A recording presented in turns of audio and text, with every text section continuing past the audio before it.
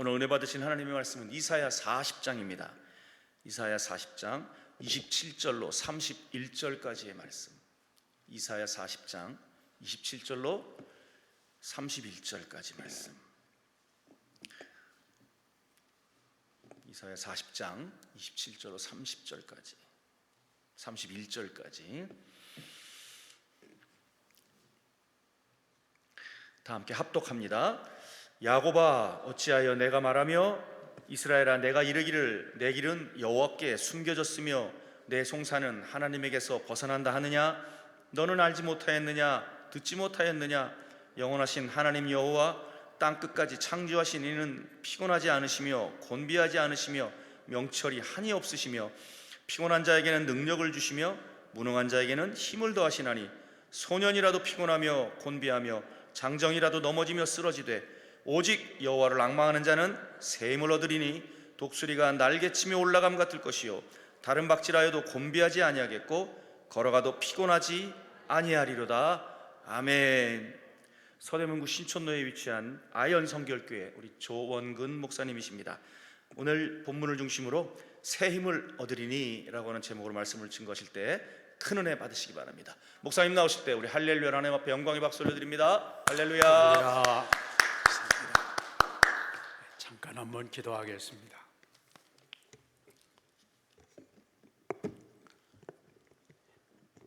인간의 생사화복을 주관하시며 나라의 흥망성쇠를 만들어 가시는 살아계신 하나님 아버지, 많은 사람 가운데 저희를 구원하사 하나님의 자녀로 삼아주시고 험하고 흉한 지난 한 해 동안도 은혜 안에 저희들을 붙들어 주셔서 위기도 어려움도 고난도 질병도 이기고 마침내 승리하게 하시고 또 새로운 가능성과 새로운 축복을 위해서 2024년을 열어주신 거 감사하고 감사합니다.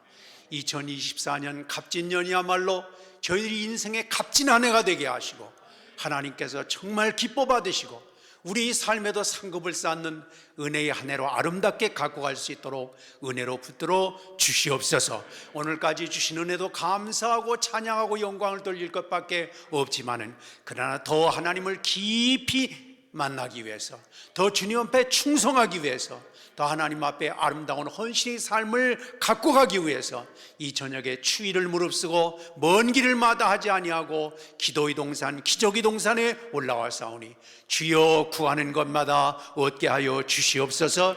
찾는 것마다 찾아지게 하여 주시옵소서. 두드리는 것마다 열리게 하여 주시옵소서. 하나님이 기도원에 올라올 때는 여러 가지 무겁고 부담스러운 마음을 가지고 올라왔지만 기도하는 가운데 주님을 깊이 만나게 하시고 새로 지음을 받게 하여 주시고 응답을 경험하게 하시고 치유를 체험하게 하여 주시고 내려갈 때는 기뻐하며 감사하며 간증하며 내려갈 수 있도록 은혜로 더하여 주시옵소서.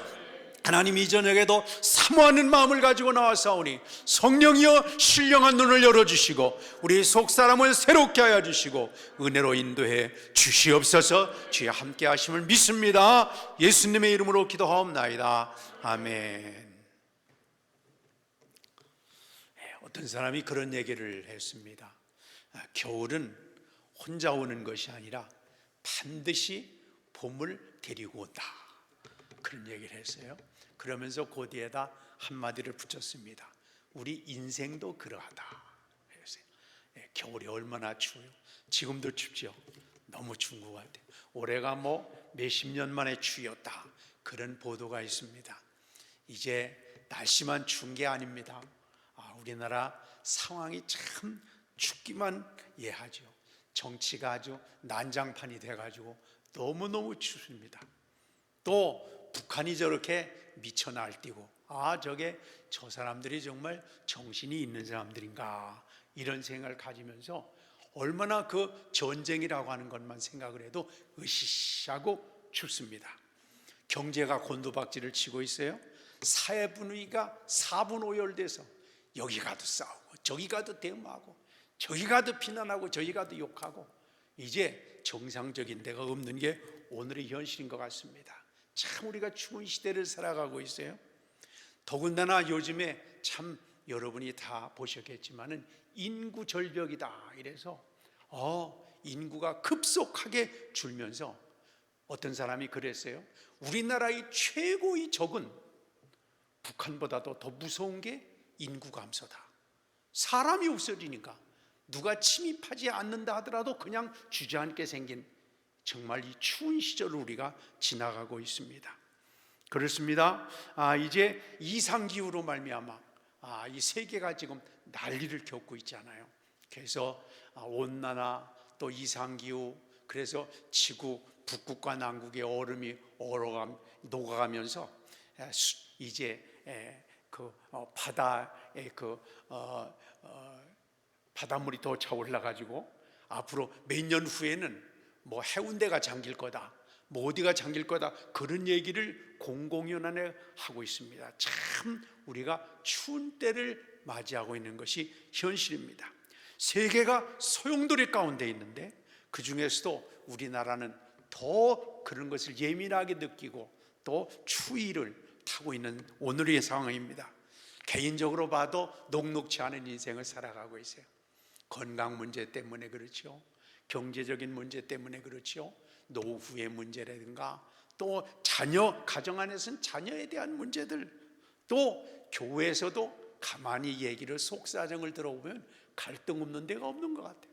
막 싸움 일보 직전에 가 있고, 교회 와서 정말 찬양하고 감사하고 기쁨으로 해야 되는데 입이 이만큼 나와가지고 어디 그냥 한번 그냥 들러붙을 데가 없나, 이렇게 하고 살아가는 사람들이 상당히 있습니다. 그러면서도 뭔가 해야 되겠는데, 뭔가 변화를 겪어야 되겠는데, 뭔가 새로워져야 되겠는데 힘이 안 나는 거예요. 동력을 잊어버리고 말았습니다. 요즘에 보니까 대통령도 뭔가 해보려고 이리 뛰고 저리 뛰고 하는데 되는 게 하나도 없습니다. 뭐 주택 정책을 내놓는다, 또 무슨 경제 발전을 내놓는다, 그게 다 법적인 뒷받침이 있어야만 그게 효력이 발생되는데 대통령은 그냥 말만 뻥치고 법률적으로 뒷받침되는 게 하나도 없으니까 되는 것도 하나도 없어서 아마 세계 경제가 어려운 가운데 있지만 우리나라가 제일 지금 내리막길이다, 그런 얘기를 하고 있지 않습니까? 다 하고 싶은데 해야 될 일이 있는데 힘이 없는 거예요. 뭔가 변화를 겪어야 되는데, 뭔가 새로워져야 되는데, 바꿔져야 되는데 힘을 못 내고 있는 게 오늘 우리 상황이 아닐까. 오늘 하나님께서 이런 어려운 가운데 있는 사람들을 위해서 하나님 오늘 성경을 주셨다고 봅니다. 우리가 이사야서를 오늘 읽었잖아요. 이사야는 기원전 약 700년경에 이제 상황을 예언해 주고 있는데, 이 이사야서는 우리가 아는 것이 66권으로 되어 있습니다. 그래서 성경이 신구에 합해가지고 66권이잖아요. 근데 이사야도 66장으로 되어 있습니다.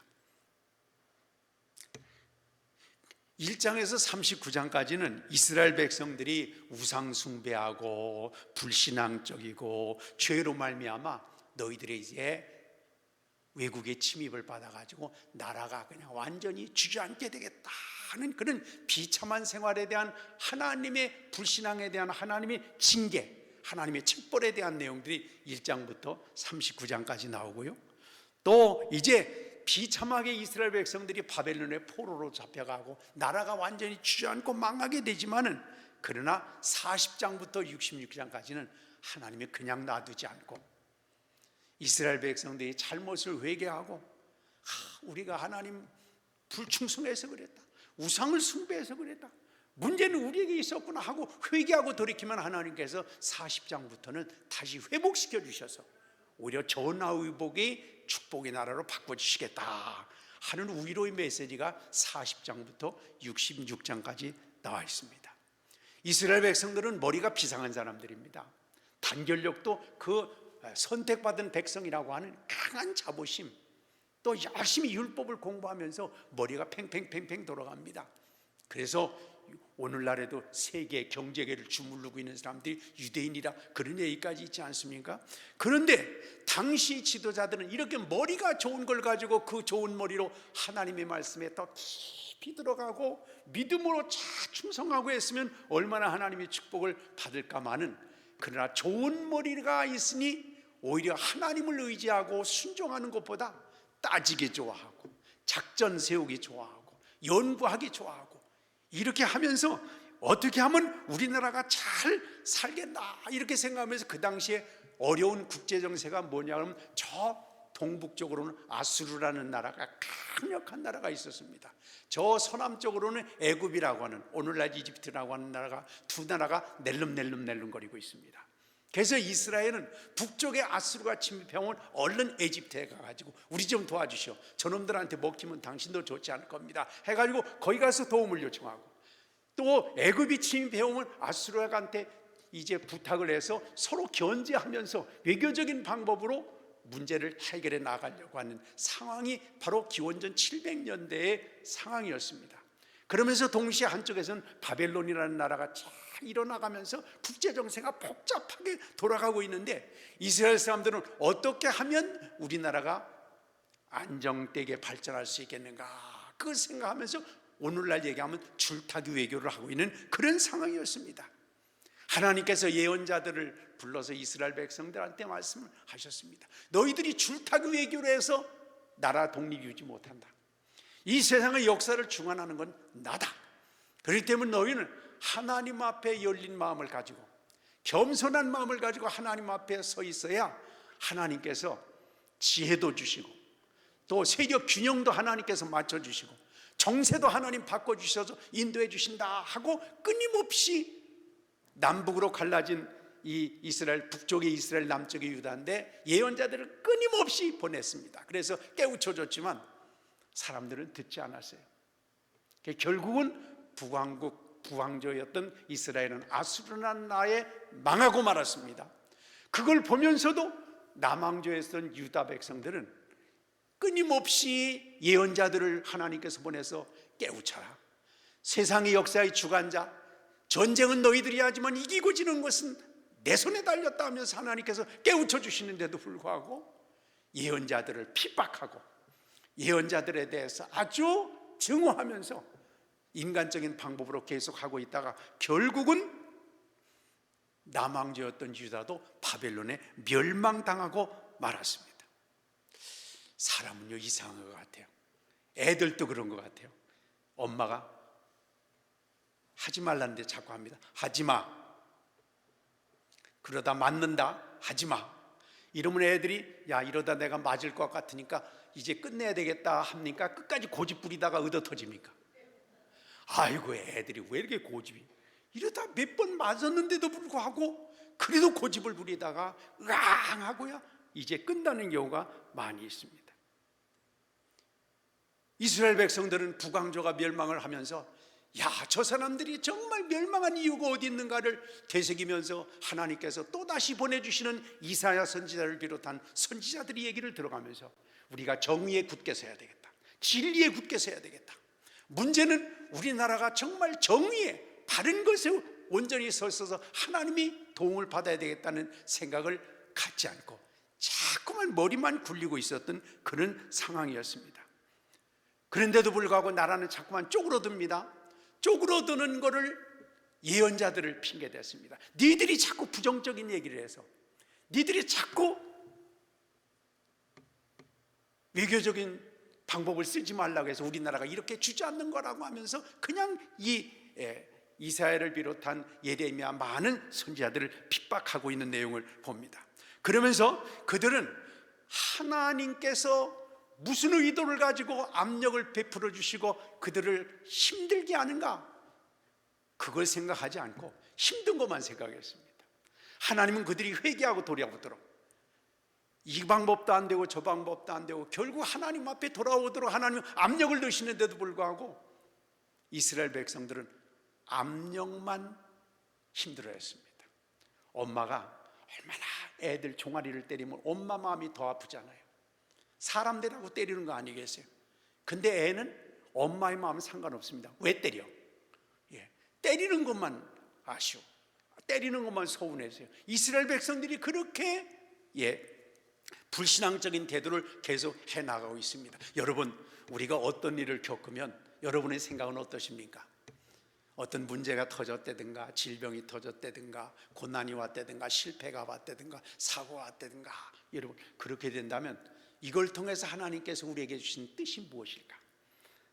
머리털럭 하나도, 참새 한 마리도 하나님이 허락하시는 것이 아니면 움직이지 못한다고 했는데, 과연 이것이 나에게 하나님이 어떤 메시지를 전해주고 있는가 하는 것을 조금 좀 점검하면서 또 분별하면서 그렇게 살아나가십니까? 아니면 아이고 나 같은 놈은 되는 게 없네, 뒤로 넘어져도 코가 깨지고 뭐 이게 도대체 안 되겠다 하는 부정적인 생각을 가지고 있는 거 맞습니까? 여러분 한번 생각해 보시길 바랍니다. 이스라엘 백성들이 오늘 27절에 읽은 것 같이 이렇게 얘기했습니다. 이스라엘 사람들은 내 길은 여호와께 숨겨졌으며 내 송사는 하나님에게서 벗어났다, 이렇게 그들 외쳤습니다. 믿어봐야 하나님이 돌봐주시지도 않는다, 믿어봐야 내 문제가 하나님 앞에 기도해도 해결이 안 된다, 그런 부정적인 마음을 갖고 있었습니다. 그런데 그들에게 다시 하나님께서는 은혜로우신 하나님이 찾아오셔서 지금의 고난이 하나님께서 사람 내라고 주시는 고난이지 고생시키려고 하는 것이 아니다, 하나님 앞에 시선을 돌이키려는 하나님의 메시지지 너희들을 괴롭히려는 하나님의 뜻이 아니다, 끊임없이 가르쳐주고 알려주시는 내용이 오늘 성경에도 나와 있습니다.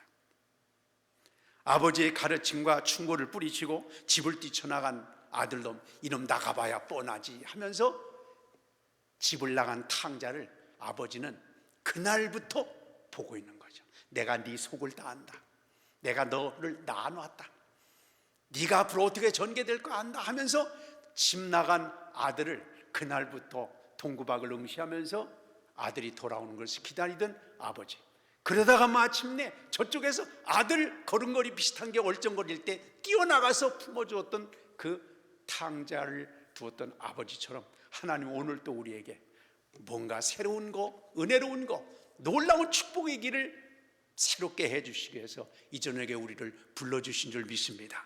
이스라엘 백성들에게도 이사야서를 통해서 끊임없이 또 도전해주고 있습니다. 27절에 보니까 이스라엘이 이렇게 탄식했어요. 내 길은 여호와께 숨겨졌으며 내 송사는 하나님께서 벗어났도다. 낙심하고 원망하고 좌절했습니다. 이스라엘 백성들이 전쟁을 하면요 가끔 패하는 때가 있습니다. 저 가지고 아주 참 힘든 때가 있는데 두 가지입니다. 하나는 전쟁을 해야 될지 안 해야 될지 하나님께 여쭤보지 아니하고, 또 하나님께서 전쟁하라고 시킨지도 않았는데 자기가 나서서 전쟁하는 경우에 백전백패입니다. 이스라엘 역사를 쭉 보면요. 또 하나는요, 하나님이 의를 위해서 세운 것이야 싸우는 것이 아니라 자기 욕심을 세우려고, 자기 이익을 채우려고, 자기 위신을 세우려고 전쟁을 했다가는 늘 패했던 모습을 바라봅니다. 여러분, 우리가 뭔가 열심을 다해서 이제 일도 하고 싸우기도 하고 충성도 하고 또 봉사도 하고 섬기는데 이게 어떤 이유에서 시작되는가, 참 이게 시작하는 것을 한번 점검해 볼 필요가 있습니다. 오늘 하나님은 27절에 이렇게 시작합니다. 야곱아 어찌하여 내가 한 다음에 그 다음에 이스라엘아 내가 어찌하여 이렇게 말씀했습니다. 여러분, 이름을 부르는 게 참 중요합니다. 이름에는 그 사람의 인격이 담겨져 있습니다. 이름을 부르면은 그 사람이 어떤 위치나 어떤 자세와 어떤 관계가 있다고 하는 것을 선포하는 것입니다. 하나님께서 오늘 27절에 보면 처음에 이렇게 불렀습니다. 야곱아 이렇게 부르고 그 다음에는 이스라엘아 이렇게 불렀습니다. 이스라엘은요, 이미 우리가 아는 것처럼 야곱이 하나님과 씨름하면서 약복 나루터에서 하나님은 내 이름을 이제는 야곱, 씨름한 야곱, 뭐랄까요, 남의 발뒤꿈치를 잡는 자, 야비한 자, 그런 뜻이 야곱에서 뭘로 바꿔주셨죠? 이스라엘로 바꿔요. 이스라엘은 무슨 뜻이냐? 하나님과 겨루어 이겼다. 그걸 다른 얘기로 쉽게 얘기한다면 하나님께서 겨루는 가운데 이기게 해주신다, 그런 뜻이 이스라엘입니다. 그러니까 야곱은 야비합니다, 속입니다, 남의 발꿈치는 자꾸 늘고 늘어져 가지고 붙들고 늘어져 가지고 뭔가 자기 이익을 취하는 야비한 인간이 야곱이라고 한다면, 이스라엘은 이제 그 어려운 가운데 하나님만이 나의 도움이십니다, 하나님께서만 나의 모든 것들을 인도해 주실 수 있습니다 하고 하나님을 붙들고 늘어져서 살든지 죽든지 하나님이 처리해 주십시오 할 때 하나님께서 이기게 해주신 이름이 이스라엘입니다.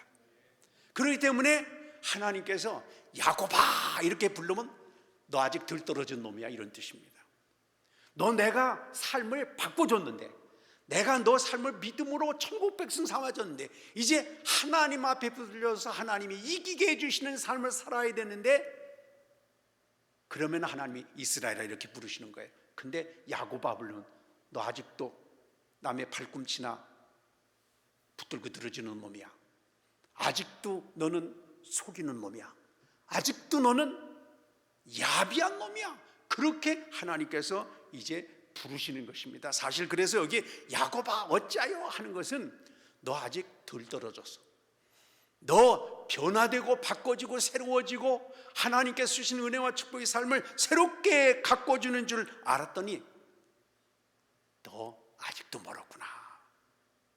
다시 얘기한다면 불신자와 똑같은 야곱에서 벗어나 이제는 하나님의 축복의 반열에서는 이스라엘로 바꿔줘야 된다. 그걸 주님은 이름을 부르면서 강조해주고 있는 것입니다. 하나님께서 그래서 이스라엘로 바꿔진 지가 벌써 오래 지났는데도 불구하고 아직도 야곱입니다. 여러분, 우리는 어떤지 모르겠어요.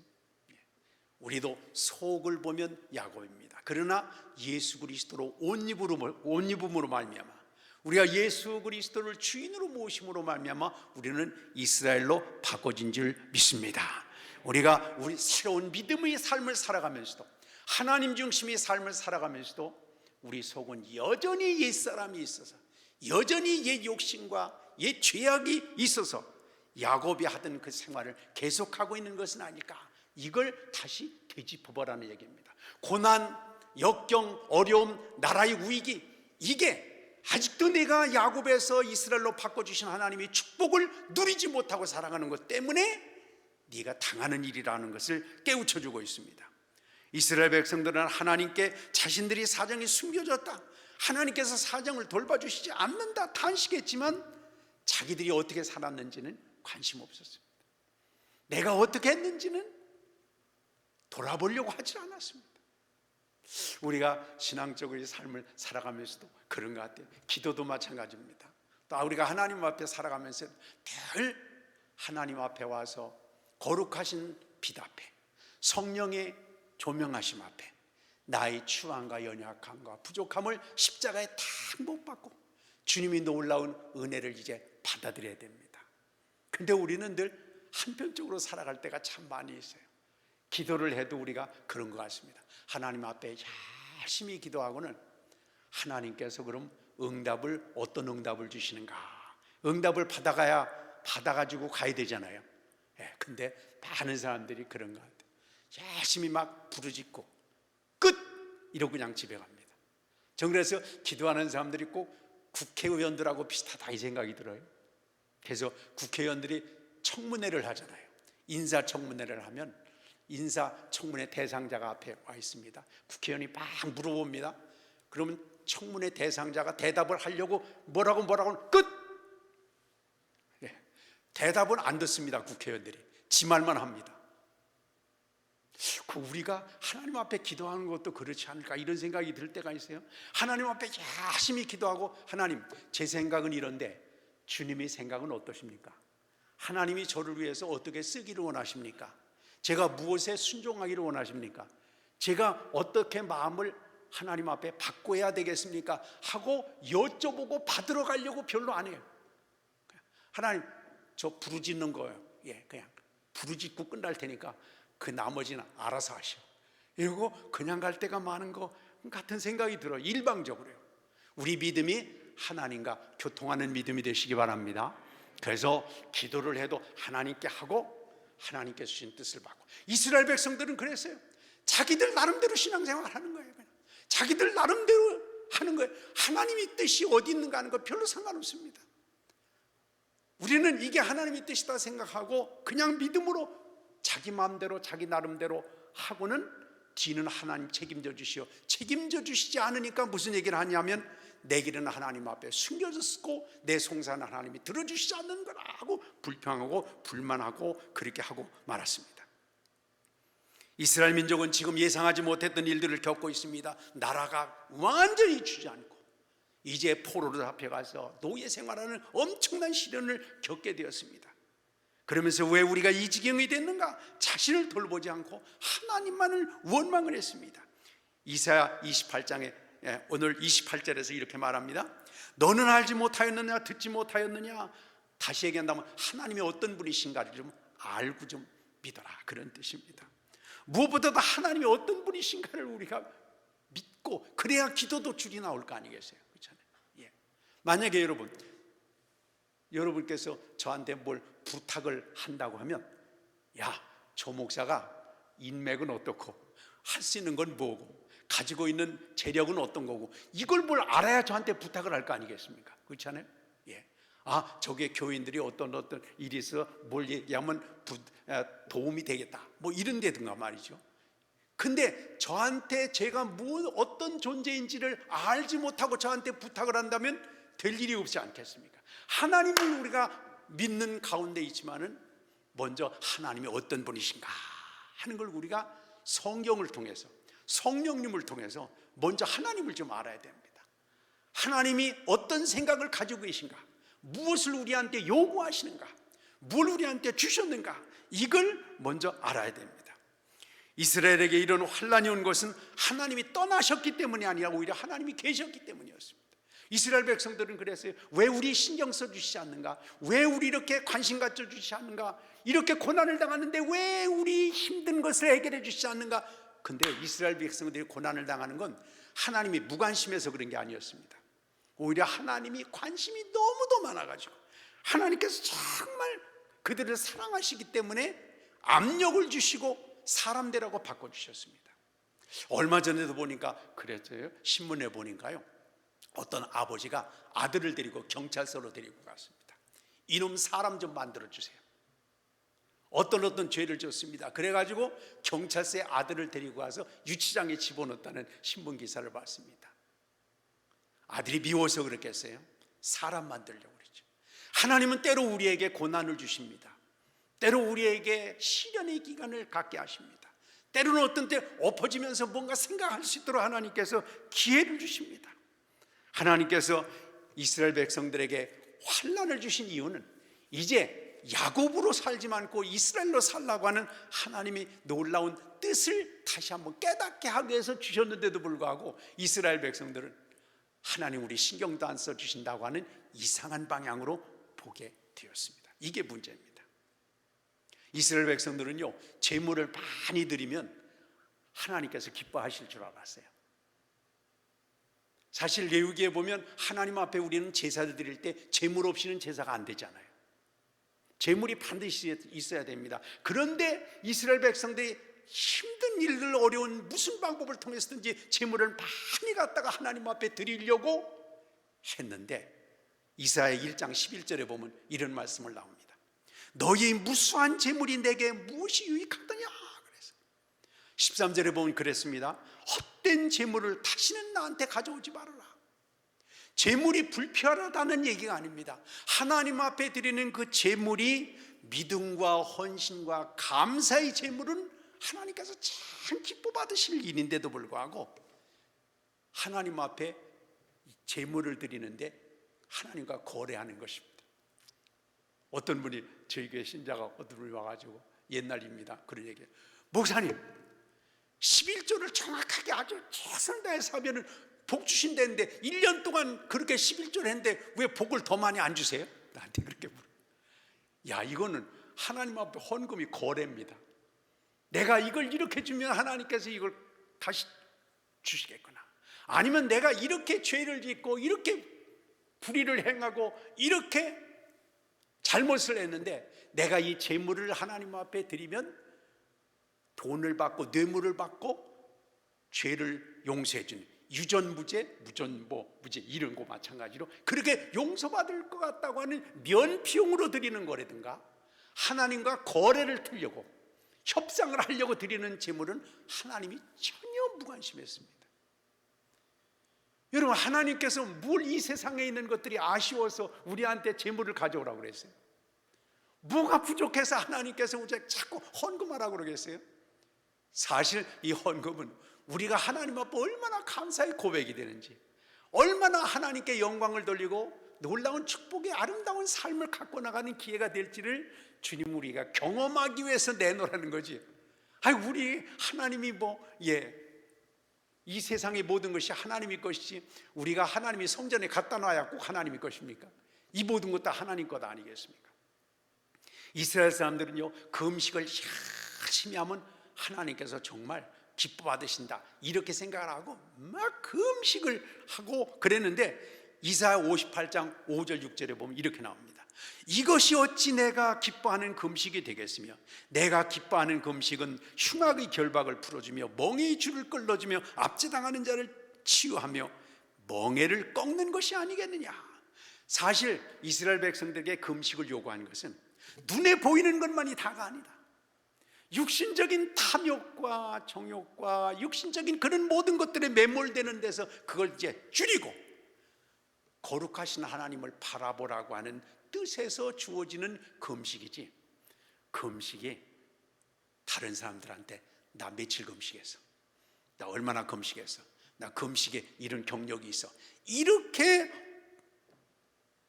보여주기 위한 금식이 된가? 하나님 앞에 자부심을 갖기 위한 금식일 때는 하나님은 아무런 의미를 두지 않았습니다. 하나님 앞에 제물을 드리는 거라든가 아니면은 이렇게 하나님 앞에 금식하는 것 자체도 하나님께서 왜 그 금식을 우리에게 요구하셨는가, 그 금식에 어떤 의미를 부여하시는가를 생각하지 아니하고 그냥 믿음도 나름대로 믿는 거예요. 그냥 하나님도 이런 하나님이겠다 생각을 하고 그냥 그렇게 자기가 믿는 삶에서 이제 벗어나도록 이사야는 강하게 이제 도전하고 있는 것을 봅니다. 사랑하는 여러분, 하나님을 열심히 믿는 것 중요합니다. 그것만큼이나 또 중요한 게 뭐냐면 올바로 믿는 것입니다. 하나님께서 어떤 분이신가 하는 것을 내 나름대로가 아니라 성령께서 깨닫게 해주시고 하나님께서 우리에게 밝히 보여주시는 하나님의 뜻을 따라서 하나님을 깨닫는 믿음의 길을 걸어가게 되시기를 바랍니다. 성경에는요, 여기 보면은 30절에 이렇게 얘기하고 있습니다. 소년이라도, 이렇게 오늘 중요하게 나온 게 세 가지 힘인데요, 소년이라도 30절에 나옵니다. 그 뒤에 보면 장정이라도 이렇게 나옵니다. 소년이라도 하면서 오늘 성경에 보니까 소년이라도 피곤하며 곤비하다 그랬습니다. 소년만큼 힘이 샘솟는 건 없는 것 같아요. 여러분 어린애들 보죠. 지치지도 않는 것 같아요. 아파트 위층에서 막 애가 뛰는데 하루 몇 시간 동안 뜁니까? 25시간 뛰는 것 같아요. 쉬는 시간도 없어요. 애들이 저렇게 쉬는 시간도, 밥 반 공기 먹었는데도 불구하고 그렇게 한시도 가만히 안 있습니다. 이리 뛰고 저리 뛰고 올라갔다 뛰고 뒹굴고 난리 피고. 그리고 애들하고 같이 어디 여행을 하려고 보면 요만한 애가 입을 잠시 쉴 틈이 있습니까? 없습니까? 없습니다. 엄마 저건 뭐야? 엄마 이건 뭐야? 엄마 이거 어떻게 하는 거야? 이건 저건 이름 뭐야? 얼마나 피곤을 모르는 것 같아요, 애들이. 오늘 성경이 그랬어요. 이 소년이 피곤을 모릅니다. 그렇게 밥 몇 숟갈 먹었는데도 불구하고 하루 종일 뛰고 난리를 피워도 지치지도 않는데, 그런데요, 주님은 성경에 그랬어요. 소년이라도 피곤하다. 근데 애들이 여러분 그렇죠, 하루 종일 뛰고 밤에 12시쯤 해가지고 푹 쓰러지면 그때는 오버가도 모릅니다. 피곤을 한꺼번에 몰려오면 이건 자는 건지 간 건지 알 수 없도록 연약함이 거기 있습니다. 강한 것 같아도, 부지런한 것 같아도 그거는 한계에 도달되어 있는 거다, 그런 얘기를 했습니다. 그래서 우리가 젊은이들을 보면 얼마나 열심히, 저도요 요새 이제 나이가 먹고 이러다가 보니까 젊은이들이 막 뛰고 산에 뛰고 이러는 걸 보면 저는 이제 뛰는 거를 이제 포기했습니다. 그래서 나도 저게 12살 땐 저렇게 뛰어다녔는데, 내가 20살 때는 날아다녔는데, 이게 그렇게 되는 게 아니구나, 이런 생각을 갖게 되는데, 그렇게 소년이라도 결국은 뛸 때 뛰지만은 금방 한계에 부딪히고 맙니다. 오늘 장정이라도 그렇게 얘기했어요. 이 소년은 육신적인 힘입니다. 육체적인 힘입니다. 그것도 대단합니다. 그렇지만은 그것도 피곤이 몰려오다가는 쓰러지면, 잠들면 업어가도 모릅니다. 그 다음 30절에 보면요, 두 번째로 장정이 나옵니다. 장정은 훈련된 힘입니다. 관리된 힘입니다. 자기를 잘 갖고 간 힘입니다. 어린애는 못 만들 줄 몰라요. 그냥 자연적으로 받은 힘이 어린아이. 그것도 한계가 있습니다. 근데 장정은 관리하고 훈련하고 키우고 운동하고 기능을 잘 만들어 갖고 간 힘이라고 하더라도 그게 얼마 못 갑니다. 그렇습니다. 열심히 연구하고 단련하고 기르면 상당히 발전합니다. 운동선수들을 보세요. 아니면 아이돌 가수들 춤추는 걸 보세요. 어떻게 저렇게 참 대단하지요? 연구와 개발과 훈련과 또 집중하는 이런 것들을 통해서 상당히 발전을 이룹니다. 근데 장정들은 지치는 게 아니라 어떻게 된다고 그랬습니까? 오늘 성경에 장정들은 넘어지며 쓰러진다 그랬어요. 애들은 결국 인간의 힘은 지치게 마련이지만 우리가 열심히 연구하고 훈련하고 조직하고 갖고 간 것은 결국은 엉겨붙어 가지고 넘어지고 쓰러지는 결과를 가져온다, 그렇게 말씀을 했습니다. 그래서 요즘도 그런 걸 느낍니다. 인간들이 열심히 노력을 해서 산업을 발전시키고 또 무슨 요즘 여러분이 나온 것 같이 화석연료나 이런 것들을 통해서 공기를 팍 오염시키면서 요즘은 지구가 인간 때문에 멸망하게 됐다 그러잖아요.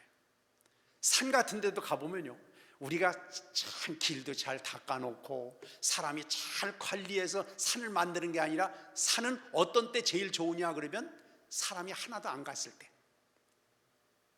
우리가 장정이라도 넘어지며 쓰러진다는 건 장정과 같이 우리가 머리를 굴리고 훈련하고 조직하고 가꾸고 세우고 하는 것도 결국은 그게 서로를 뒤엉크게 만들고 서로를 복잡하게 얽히게 만들어서는 쓰러지고 만다. 이게 우리 한계라, 그런 뜻입니다. 그러면서 오늘 하나님께서는 너희들이 어린아이와 같이 육신적인 힘만 가지고 살아가지 못한다. 결국 그건 지친다. 장정과 같이 훈련하고 연습하고 연구하고 개발하고 하는 것도 그것도 서로 간에 충돌을 일으켜서 결국은 오염시키고 결국은 거꾸러지게 되고 만다. 정말 우리가 살아가는데 복된 삶을 살아가려면 새로운 힘이 필요하다. 그렇습니다. 우리가 육신도 잘 관리해야 됩니다. 신체 힘 대단한 거 아닙니까? 건강이 망가지면 어떻게 되겠습니까? 근데 건강도 마찬가지인 것 같습니다.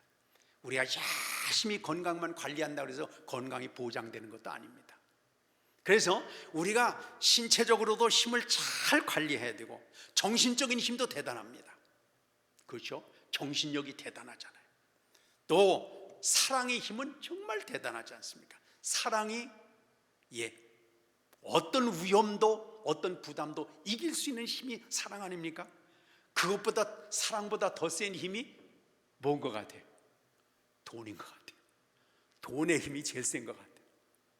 저는 가만히 보면 믿는 사람들도요, 저희 교회에서도 보니까 이상하더라고요. 신자들이 다른 건 몰라도 돈 있는 사람 앞에는 꼼짝 못해. 돈을 쓰는 것도 아니고 헌금을 많이 하는 것도 아닌데 돈 있는 사람 앞에는 신자들이 자기들끼리 그냥, 여러분 어떠세요? 괜히 주눅이 들어서 그 앞에 가서 큰 소리를 못 치는 거예요. 돈의 힘이 대단합니다. 돈보다 요새 더 힘이 센 게 뭔가 그랬더니 권력인 것 같아요. 모든 걸 권력을 잡기 위해서 쏟아붓는 그런 모습들 우리가 보지 않습니까? 이스라엘 백성들은 이렇게 육신적인, 경제적인, 권력적인 여러 가지 힘이 필요하지만은 우리도 마찬가지고요, 살아가는 데 있어서 제3의 힘이 필요하다. 그래서 오늘 하나님께서는 우리에게 새 힘을 얻어야 된다. 이게 정말 세상의 모든 것들을 갖고 갈 수 있는 힘이 된다. 그렇게 말씀을 하고 있습니다. 힘이라고 하는 것은 물체의 존재나 운동, 방향 또는 구조를 변화시키는 어떤 에너지라고 할 수 있습니다.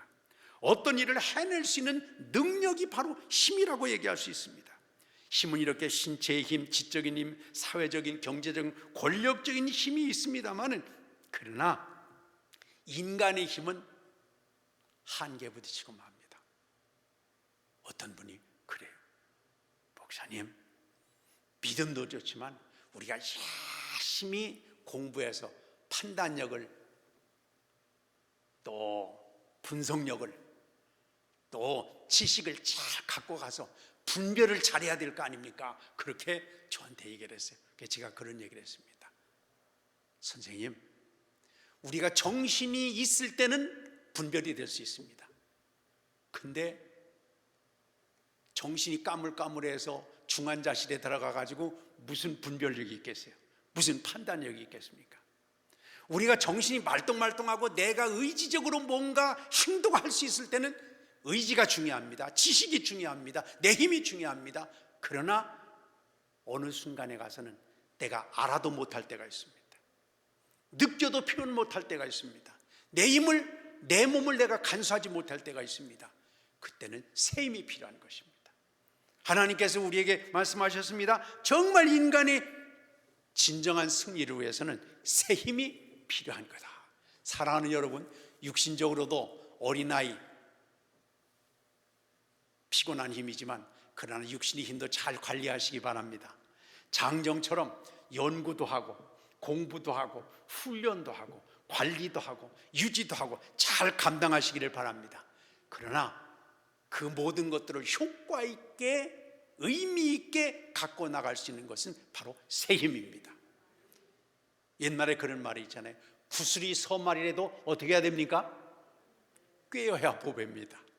구슬이 서말이라도 이 모든 것들을 의미 있게 하고 우리 건강도 의미 있게 하고 우리에게 주어진 물질도 의미 있게 사용하고 우리 사람과의 관계도 아름답게 갖고 나가는데 필요한 것이 바로 제3의 힘입니다. 맨날 정치하는 사람들이 그런 얘기를 합니다. 개혁이 필요하다, 개혁이 필요하다, 개혁이 필요하다. 무슨 얘기입니까? 지금 힘 가지고 안 된다고 해요. 지금 있는 상태 가지고는 안 된다고 합니다. 우리 신앙을 갖는 사람들이 삶이 그런 것 같아요. 지금까지 해온 거 가지고 안 됩니다. 이제까지 우리가 열심히 해봤잖아요.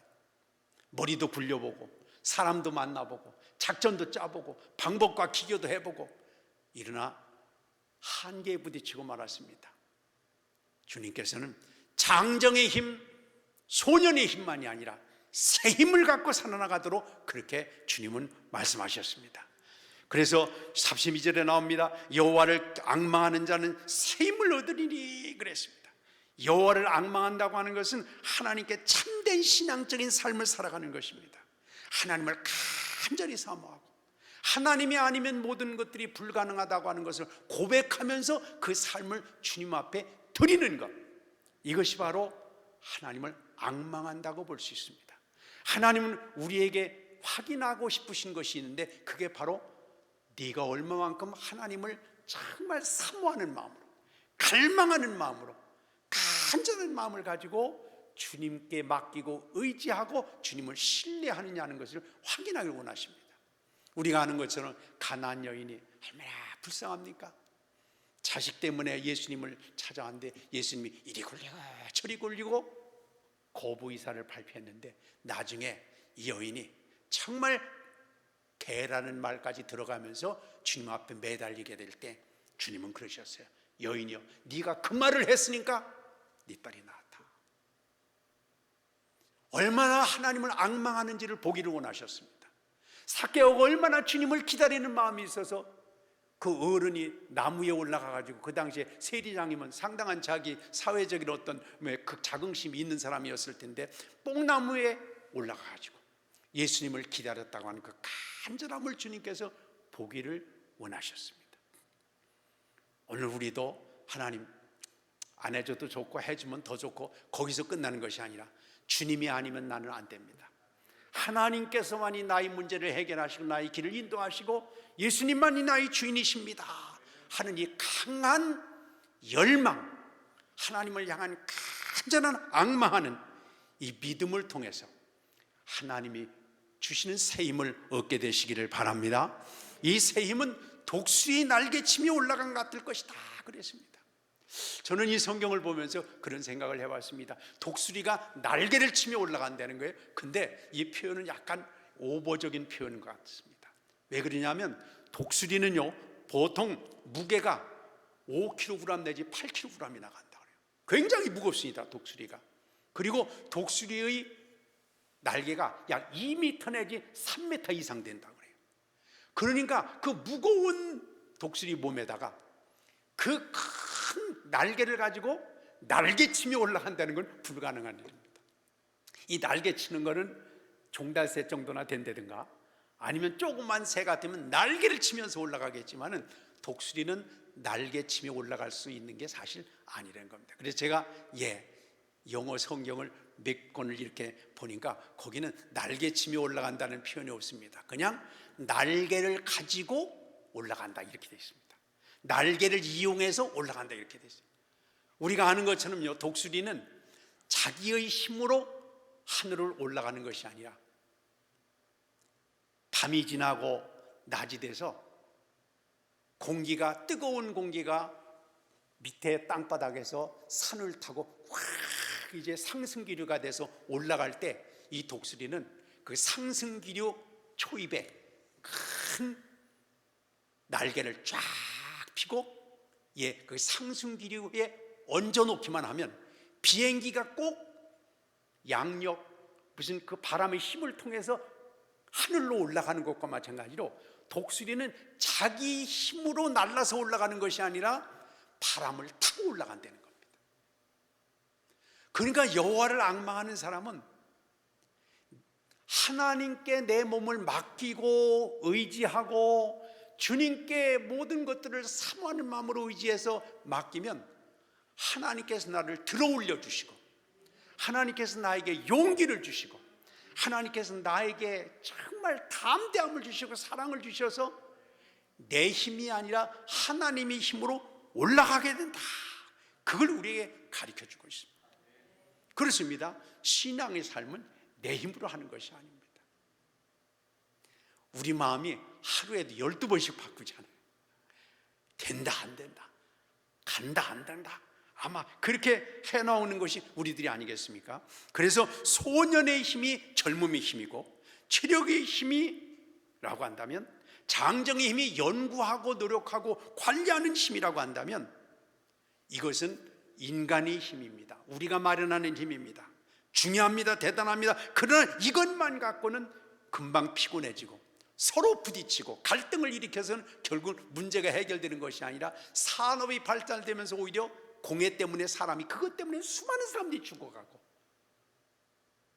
불행해지는 이것과 마찬가지로 우리 삶이 그렇지만 그러나 여호와를 앙망하는 사람은 하나님께서 주시는 새 힘을 받으면 하나님이 신령한 눈이 열려지게 됩니다. 분별력이 생기게 됩니다. 지혜를 받게 됩니다. 용기를 갖게 됩니다. 사랑의 마음이 솟아오르게 됩니다. 하나님께서 주시는 새로운 가능성의 길을 걸어가게 됩니다. 오늘 인류의 역사를 우리가 가만히 보면 지구 위기를 비롯해서 이 세상에 위기가 종말이 가까웠다고 하는 내용들을 너무도 많이 합니다. 근데 그거는 인간이 저지른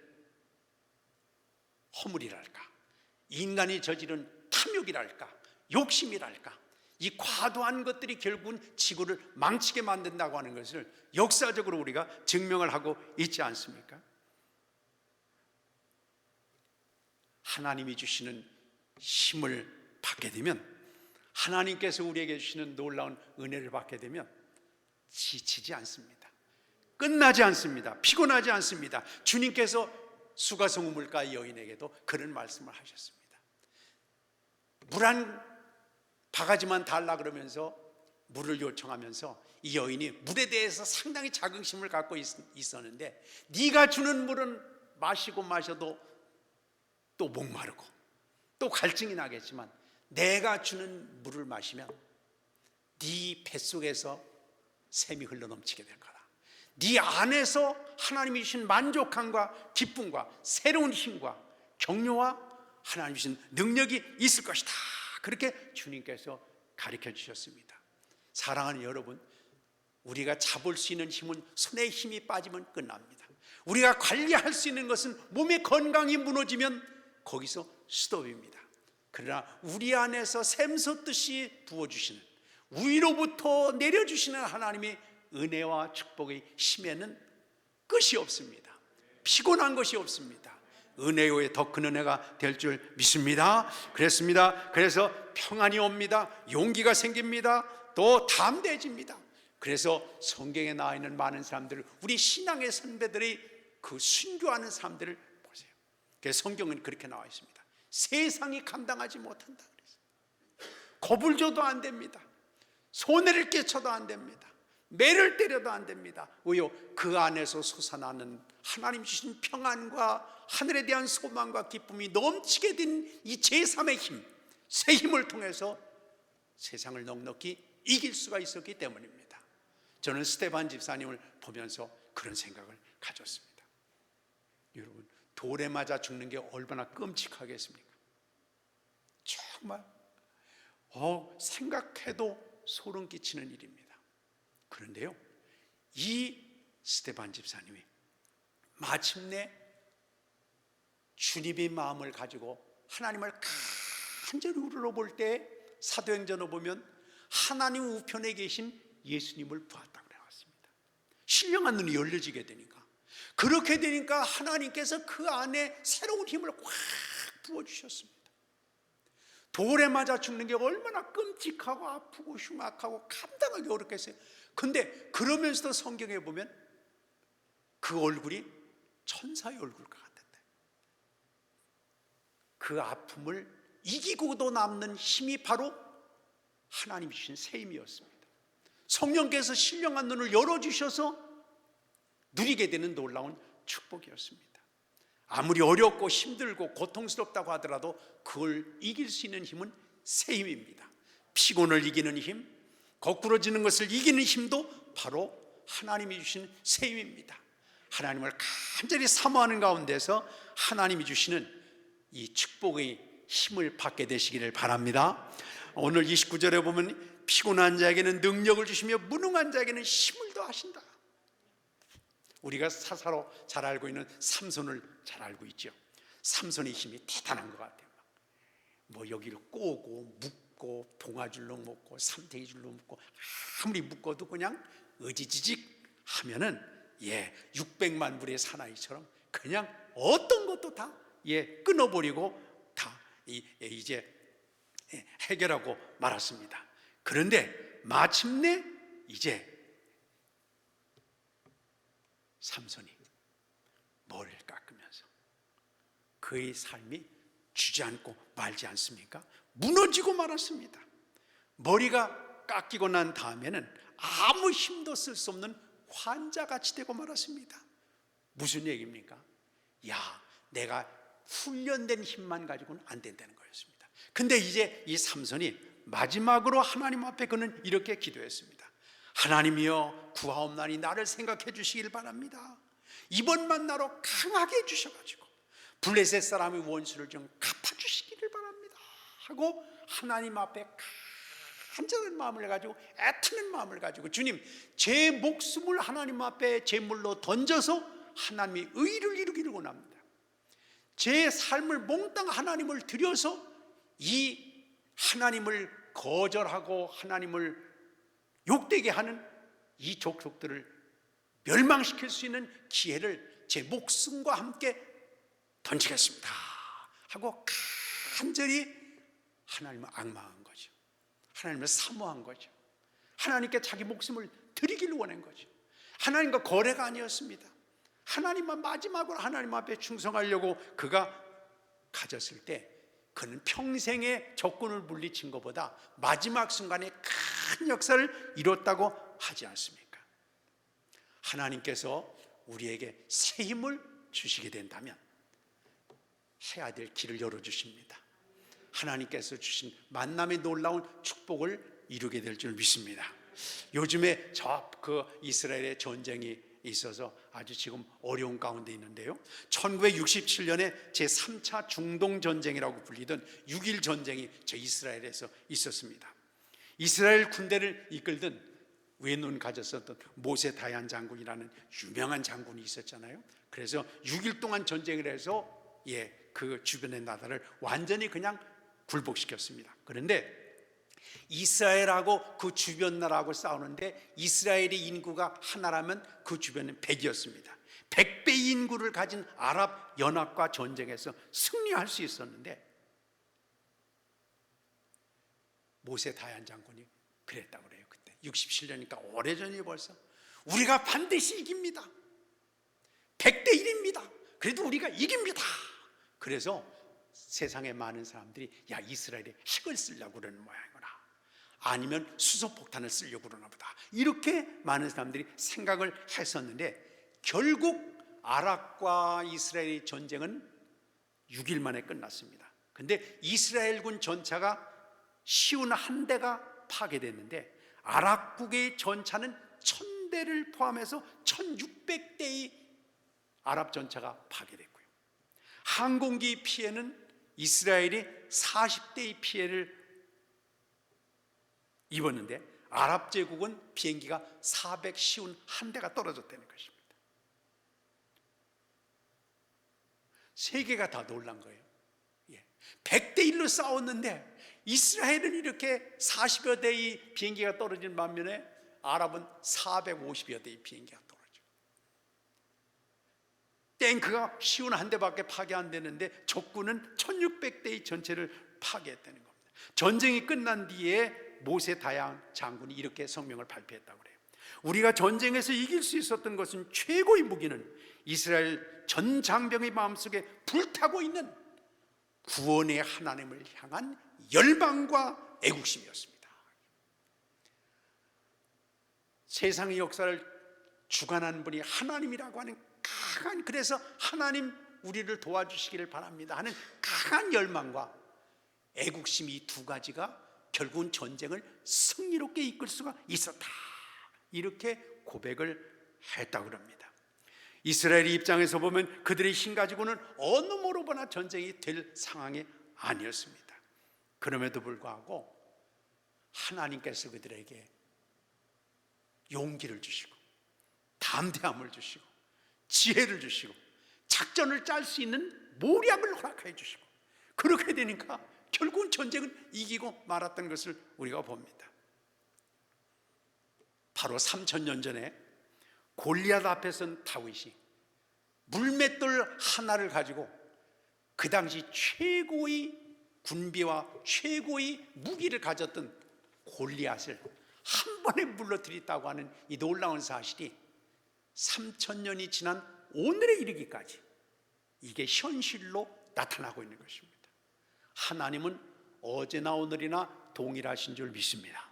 그렇습니다. 저는 북한이 요새 어제도 보니까 불화살을 쏴가지고 우리한테 위협을 주고, 또 뿐만 아니라 무슨 미사일을 쏘고 난리를 피는데, 그러나 여러분, 아무리 모든 것들을 다 준비를 했다고 하더라도 하나님이 허락하시 아니면 불가능한 줄 믿습니다.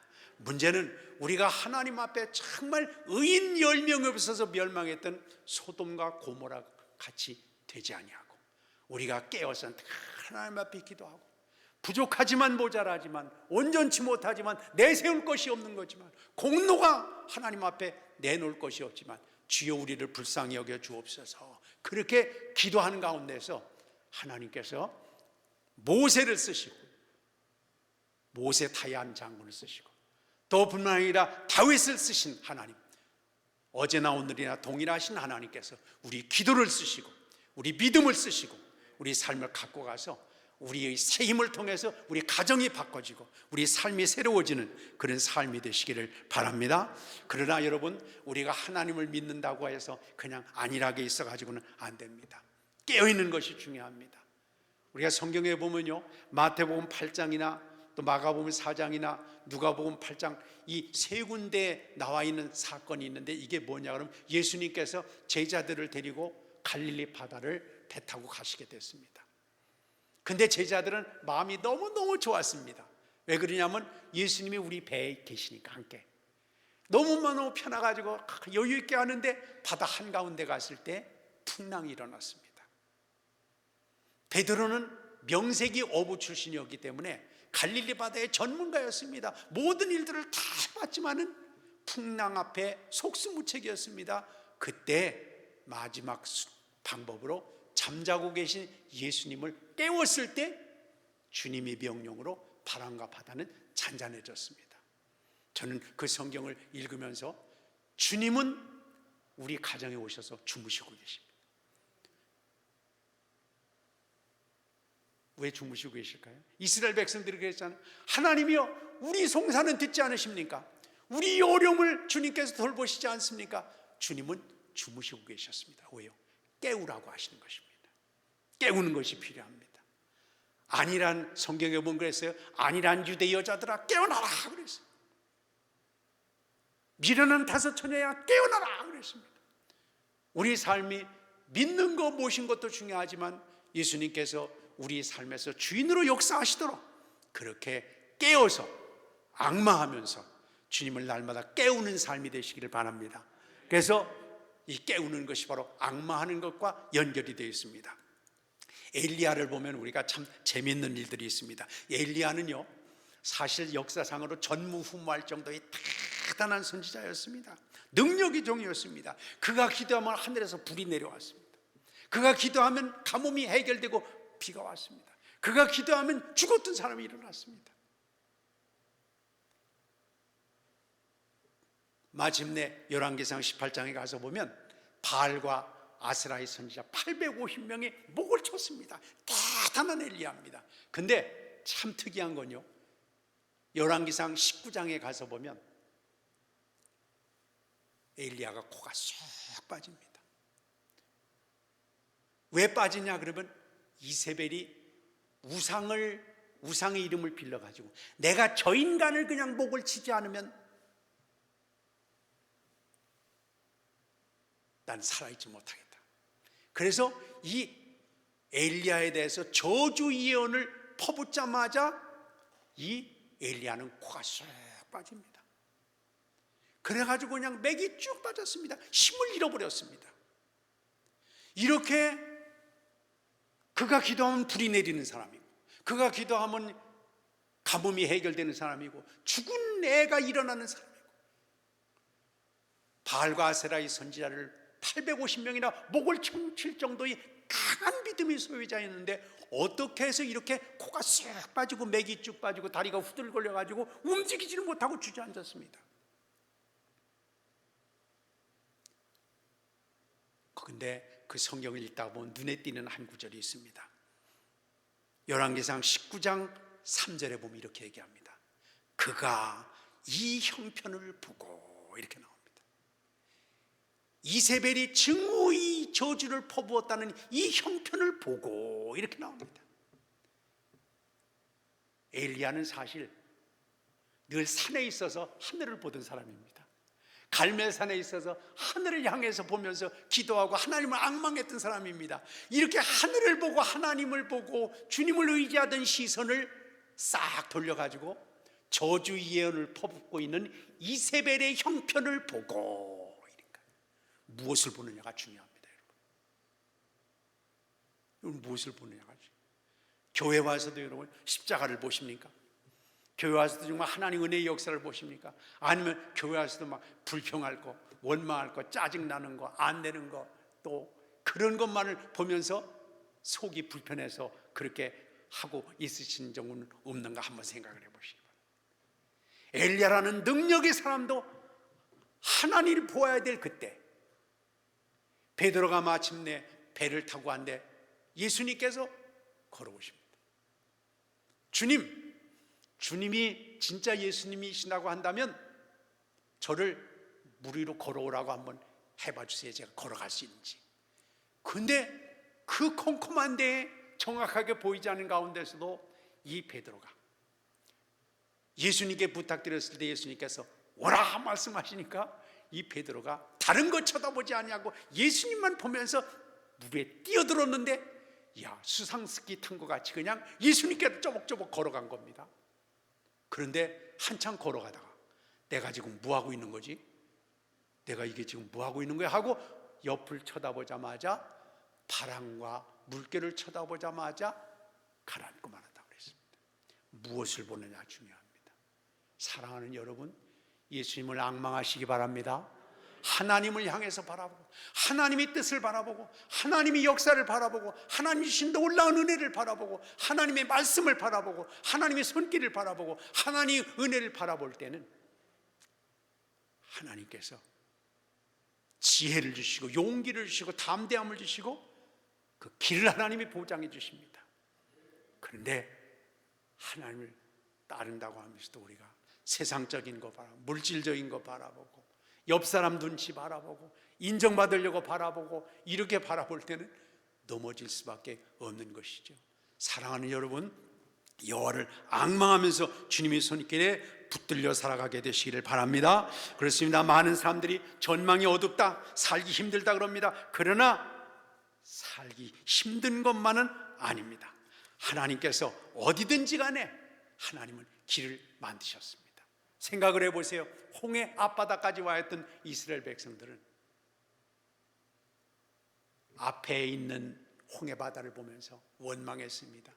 뒤에 쫓아오고 있는 애국 군대를 보면서 막 불평하고 짜증내고 난리를 폈습니다.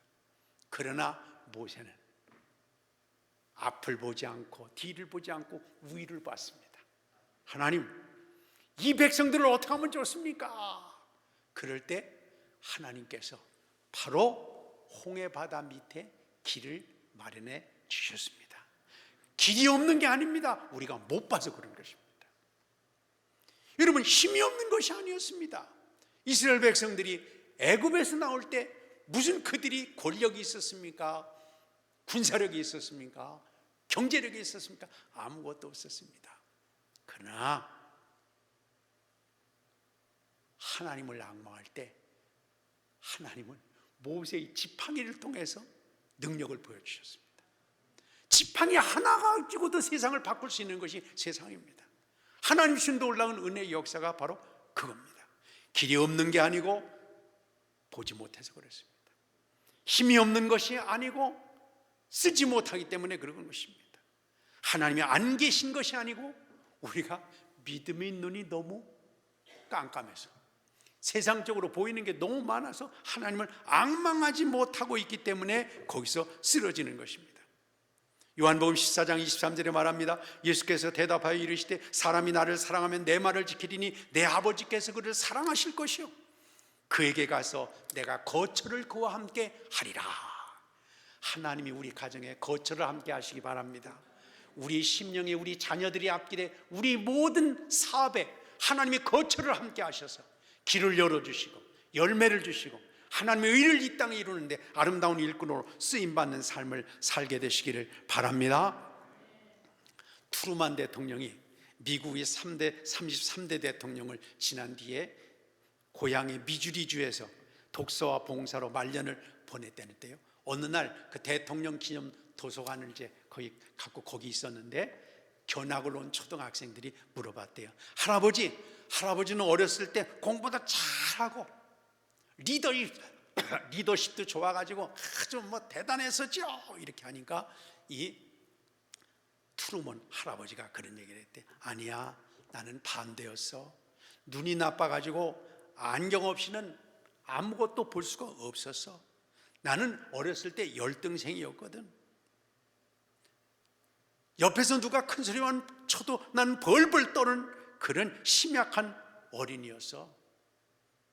그러니까 애들이 에이그 그럼 어떻게 대통령까지 되셨단 말이에요. 거짓말이잖아요. 그러니까 이 트루먼이 그랬대. 나는 좋은 친구도 없었고 옆에서 도와줄 사람도 없었다. 내가 너무 부족했기 때문에.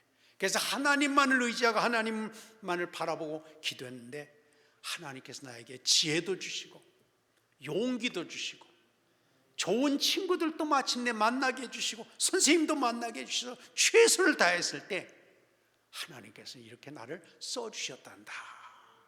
예, 그런 것 같아요. 여러분 우리나라도 대통령이 지금 열 몇 명 있는데 서울대학 나온 대통령이 몇 명 있습니까? 이번에 대통령이 서울대학 나왔죠. 예전에 아마 김영삼 대통령이 서울대학 나온 것 같아요. 고등학교밖에 못 나온 대통령도 몇 명 있습니다. 공부를 잘하는 거 필요합니다. 장정같이 말이죠. 열심히 몸을 가꾸는 것도 필요합니다. 소년같이. 그러나 트루만같이, 루즈벨트같이 연약하고 부족한 사람이라고 하더라도 하나님께서 지혜를 주시고 하나님께서 용기를 주시고 필요한 사람들을 만나게 해주시고 인도하신다고 한다면 하나님께서 우리를 아름답게 써주시고 은혜로 인도해 주실 줄 믿습니다. 내가 휴대폰을 가졌다고 생각을 해보세요. 휴대폰이 왜 통화가 안 됩니까? 첫째 이유는 휴대폰을 스위치를 꺼놨기 때문에. 두 번째는 스위치를 켜놓긴 켜놨는데 묵음으로 해놔가지고 전화가 오는지를 몰랐을 수도 있을 것입니다. 여러분, 마음의 촉을 여시기 바랍니다. 사모하는 마음, 갈급한 마음, 하나님께서 주신 올라오는 은혜의 마음을 하나님께서 허락해 주시고 인도하십니다. 여러분, 성탄절에 하나님께서는 누구에게 예수 그리스도의 탄생을 알려주셨습니까? 유명한 바리새인이었습니까? 제사장이었습니까? 왕이었습니까? 아닙니다. 하나님은 동방박사들, 저 들판에서 양을 지키고 있던 목자들, 이 사모하는 사람들이었습니다. 아기를 안고 예수님을 알아봤던 안나와 시므온, 이 사람들은 사모하는 마음이 있었습니다. 여관에 있는 사람들은 눈을 멀뚱멀뚱 뜨고 옆에 있는데도 불구하고 예수님을 몰라봤는데, 저 동방에 있었던 박사들은 구세주의 탄생을 그 멀리서부터 여러 날 걸려서 낙타를 타고 와서 예수님을 만나지 않았습니까? 앙망하는 사람을 만나 주십니다. 부활하신 예수님께서 아무에게나 만나 주시지 않았습니다. 사모하는 사람에게, 갈급한 사람에게 부활의 주님은 나타나셔서 그들에게 용기를 주시고 힘을 주시고 은혜를 주셨습니다. 사랑하는 여러분, 오늘 이 저녁에 이곳에 왔는데 그냥 가시지 말고 간절히 기도하고 앙망하고 기도하면서, 하나님, 저 이제까지 소년과 같은 힘으로 살고 장정과 같은 힘으로 살았는데 이 모든 것들을 의미 있게 하는 주님 위로부터 주시는 힘, 성령의 능력, 하나님 주신 지혜의 힘, 하나님 주신 능력의 힘을 가지고 이제 세상을 참으로 이길 수 있는 은혜의 삶이 돼서 우리 가정에서도 하나님의 영광이, 우리 가정을 움직이는 게 욕심도 아니고 감정도 아니고 인간적인 사랑도 아닌 하나님 주신 새 힘으로 가정이 평정되고 교회가 새로워지고 우리 삶에 하나님 주신 새 힘을 가지고 세상을 넉넉히 이기고, 히브리서에 보면 세상이 감당치 못할 인간이다 그랬는데 세상이 감당치 못할 수 있는, 넉넉히 이길 수 있는 믿음의 길을 걸어가는 우리 모두가 되시기를 축원합니다. 기도하시겠습니다. 오늘 말씀을 생각하면서, 예, 그렇습니다. 우리는 잘 되기를 원하고 복 받기를 원하고 승리하기를 원하는데 무슨 힘을 가지고 그렇게 오늘까지 살아왔습니까? 소년의 힘 필요합니다. 육신도 건강해야 됩니다. 장정의 힘, 관리되고 훈련되고 갖고 가는 힘도 필요합니다. 그것만 가지고 안 됩니다.